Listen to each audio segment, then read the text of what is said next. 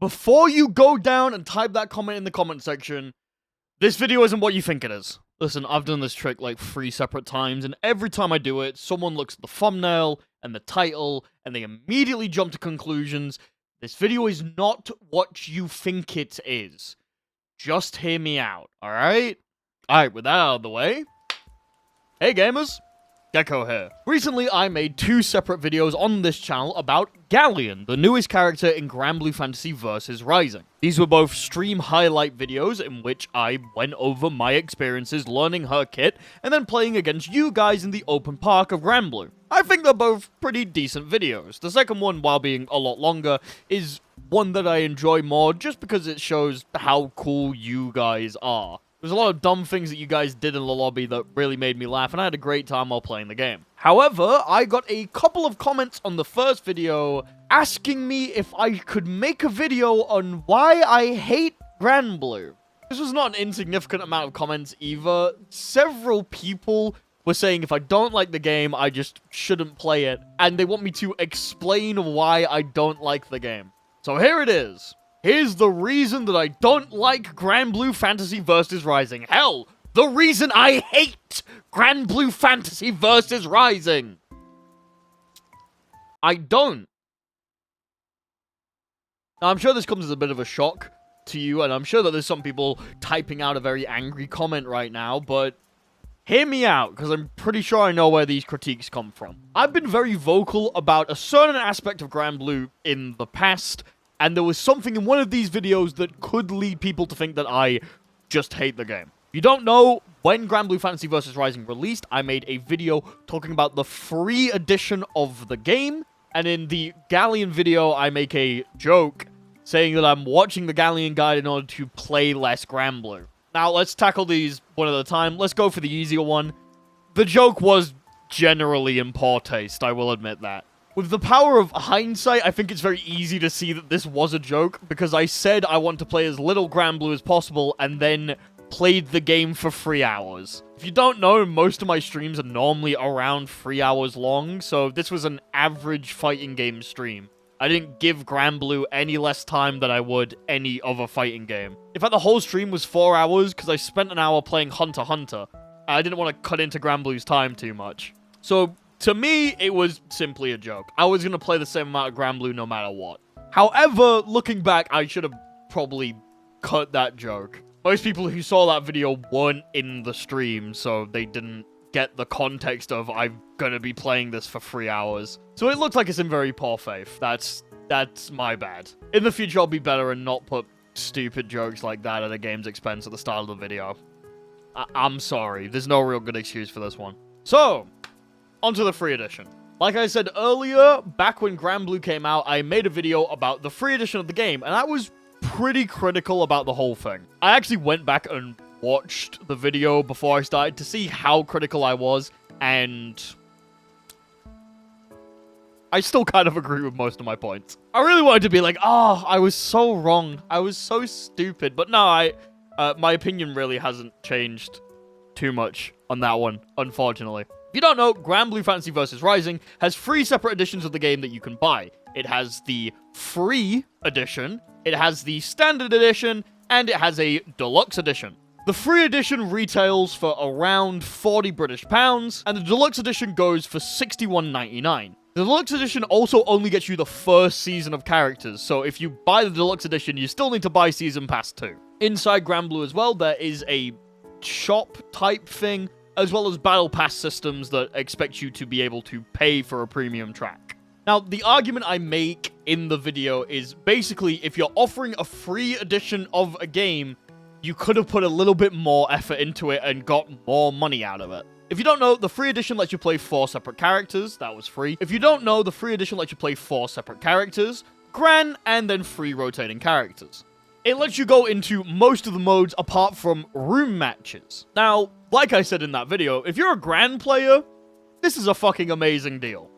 You can play ranked, casual, and park matches as the character that you want to play, and you don't have to worry about anything. I made an argument in the video that during tournaments, it's very awkward because tournaments have stream setups, and stream setups are generally in rooms.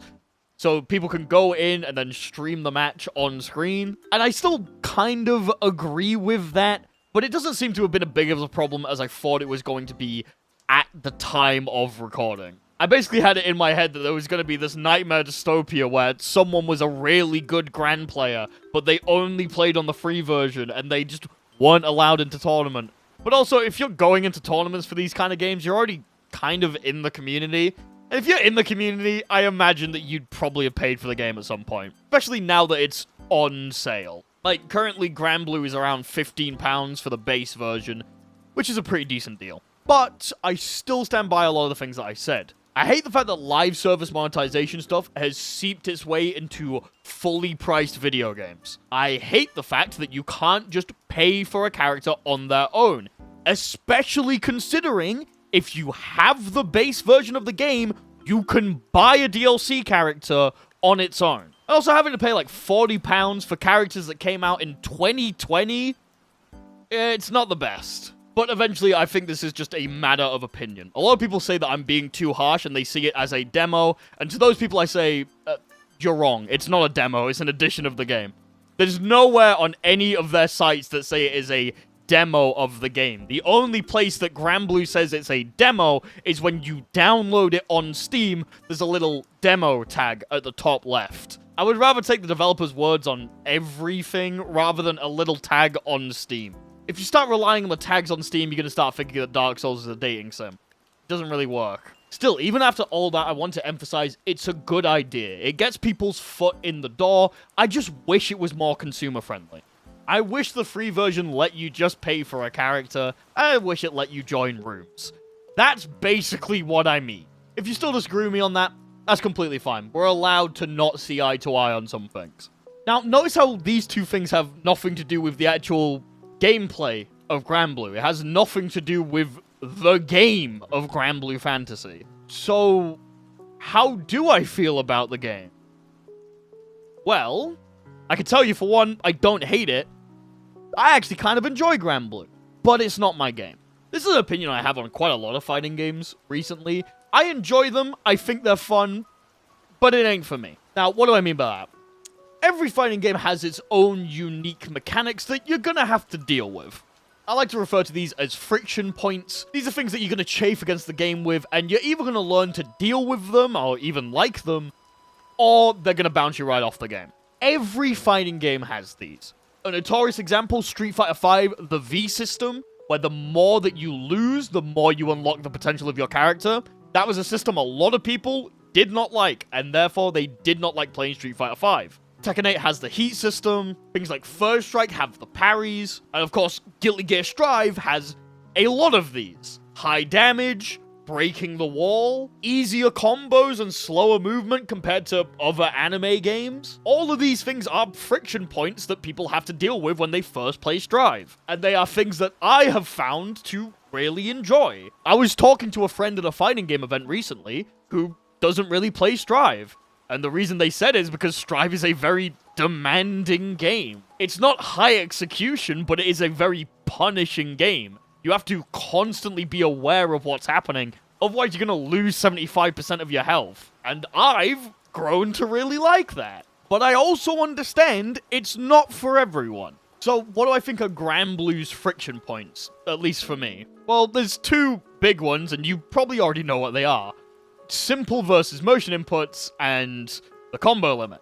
I didn't really play a lot of the original Granblue. It came out at a very unfortunate time, aka at the start of the pandemic with no rollback netcode, so I didn't get the chance to really dig deep into it. But one of the things I really liked about it was the fact that if you did a special move, the cooldown on your ability was a lot shorter than if you did a simple move. It had a reward for someone like me, someone who likes doing motion inputs. But if you're not a fan of motion inputs, you had the option to be able to use a simple input. There's also a little strategy with using simple inputs in more clutch situations. For example, doing a DP with a simple input was a lot easier than doing the DP motion input. But the cooldown was longer, so you couldn't use it in more things. I really liked this system. And in Rising, it's gone. The only time that cooldowns are affected in Rising is when you use a heavy version. I still kind of like this, but I don't like it as much. As for the combo limit, I've sort of gone back and forth on this one on how I feel about it, but it's still really not my kind of thing. There is just something really annoying about seeing the word combo limit when I'm starting to really get into something with my character. It happened a lot on Siegfried in the very early stages of the game, and it would just irk me quite a bit. These are the two things that just really don't work for me in Granblue. But if you ask a Granblue player, they're either non-issues, good things, or they find ways to break the system. For example, I've talked to a couple of Granblue players who absolutely love that simple inputs are an option. And not only the fact that they're an option, the fact that they're as good as the motion inputs is really nice to them. Some of these players have trouble executing physically with their hands. So being able to have an option that just lets them play more complicated characters with simpler inputs is really good for them. Other players just don't even think about it anymore. Once you play a fighting game for a very long period of time, you just kind of stop noticing things. The wall break in Strive for me may be as common as a throw loop in Street Fighter, but when someone brings it up to me, I don't even really think about it. It's just part of the game. I think that's how combo limit is for a lot of people. Every fighting game technically has a combo limit system. Granblue just makes you very aware of when you've reached the end of your combo, and it tells you very loudly. And even then, people have found a lot of ways to break this system in half. Either by using the combo limit to their advantage in order to spin you out into a meaty attack, or just find the rules of it and bend it to their will. Anytime I see a clip of Lancelot, he makes it look like the combo limit doesn't exist, because players have just figured out how to abuse his tech in order to not raise the combo limit. And it's kinda sick, honestly. So those are my friction points with Granblue, but as you might be able to notice, they're not necessarily massive. There's nothing in it that really makes me not want to play the game ever, and it's the reason that I keep coming back anytime there's a new character. Hell, I had a bit where I wanted to really get into Granblue, and I made a couple of videos about it. So, why didn't I? Well, I just don't have people to play with that often. One of the best things you can have in fighting games is a friend group that also plays fighting games. The whole reason I got into Dragon Ball FighterZ was because when the pandemic hit, I had about 5 friends who knew how to play fighters. So we all just played against each other, and it was sick. Strive's a little bit of a different example. That was very much more self-motivated, but I still found people to play with.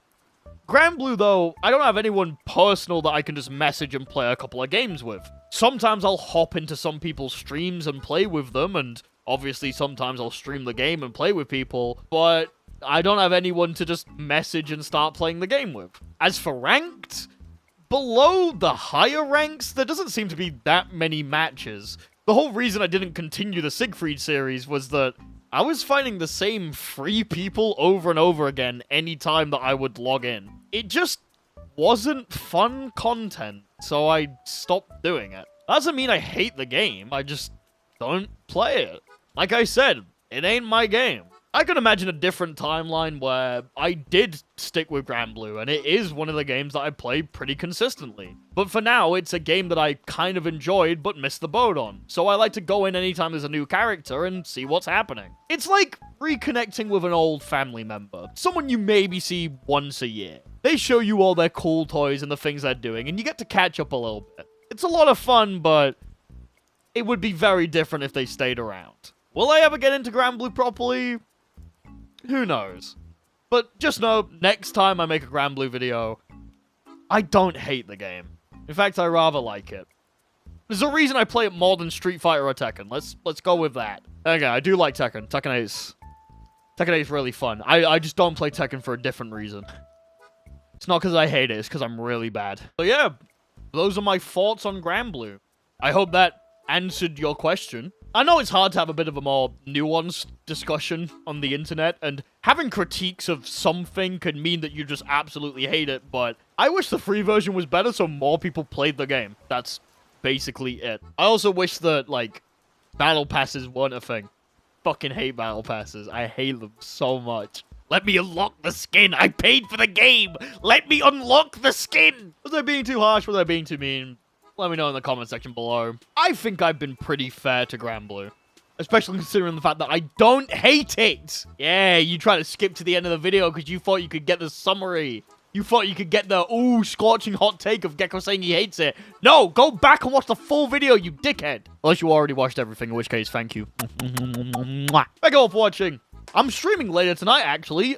Sony's doing a presentation at Summer Games Fest or some shit like that. So we're going to be watching it. It's going to be fun. It's going to be a good time.